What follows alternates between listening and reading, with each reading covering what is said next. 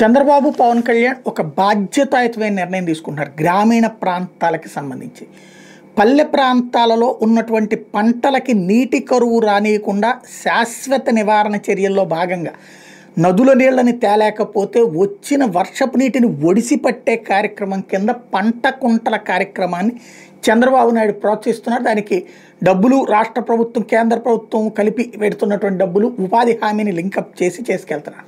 చక్కటి ఆలోచన. ఇప్పటికి 2.5-3 లక్షలు చేస్తారు. టోటల్గా ఏడాదికి 2.5-3 లక్షల లెక్కను చూసుకున్న 5 ఏళ్లలో 15 లక్షలు, 10 లక్షల దాకా, 10-12 లక్షల దాకా వచ్చేటటువంటి అవకాశం ఉంటుంది. ఇంకా ఎన్ని ఎక్కువైతే అంత బెటర్. ఇది ఓ పక్కన చంద్రబాబు చక్కటి ఆలోచన చేస్తున్నారు. వర్షం వచ్చినప్పుడు ఆ నీళ్లు అక్కడ ఒడిసి పడితే ఆ తర్వాత పంటలకు అవసరమైనప్పుడల్లా ఆ నీళ్లు వాడుకునేటటువంటి కార్యక్రమం. ఈవెన్ శుభ్రంగా చేపలు కూడా పెంచుకోవచ్చు ఆ లోపల. ఇది ఒక ఆస్పెక్ట్. రెండవ కాన్సెప్ట్, ఇప్పుడు పవన్ కళ్యాణ్ నీటి తొట్టెలు పల్లె ప్రాంతాలలో గేదెల్ని ఊరి చివరికి తీసుకోవడానికి మేపడానికి తీసుకుని పోతారు.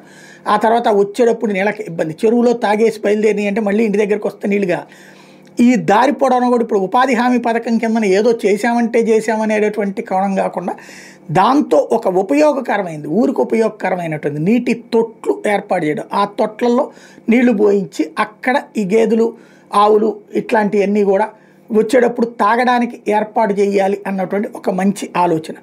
కాకపోతే ఇక్కడ ఉట్టి తొట్టి ఏర్పాటు చేస్తే ప్రయోజనం లేదు. ఆ తొట్టితో పాటుగా ఒక పంపు కూడా ఏర్పాటు చేయాలి. ఆ పంపులో నీళ్ళు ఆ తొట్టులో పడేటట్టు ఏర్పాటు చేయాల్సిన అవసరం ఉంది. అది కూడా దృష్టి సారిస్తే బాగుంటుంది.